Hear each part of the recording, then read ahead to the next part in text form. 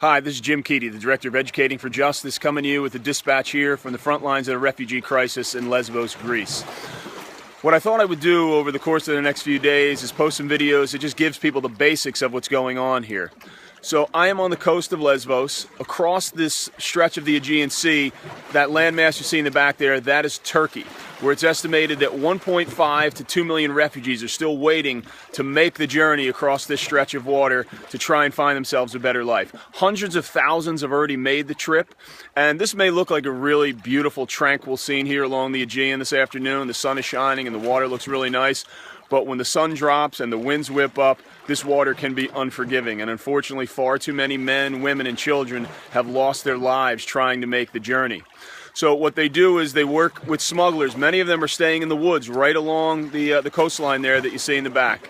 And when the smugglers give them the call, they get into boats, these rubber dinghies, and they pack 50, 60 people into a boat that's designed for 20.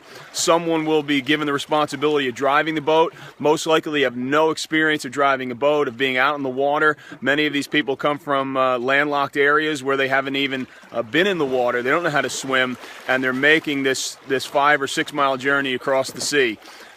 Sometimes the engines kick, the boats take on water, people start to panic. Many times when they arrive on the coast, they're soaked, they're cold, some are struggling with hypothermia, and this has been going on daily for months. There has been a bit of a slowing of the refugees coming across in the last week because of a political deal that was cut with the European Union and Turkey to try and crack down on it. But the boats still are coming. Just last night, a boat came in just to the north of here, or to the south of here, excuse me, and it took about 6 hours for the volunteers to get them to a safe area where they can disembark.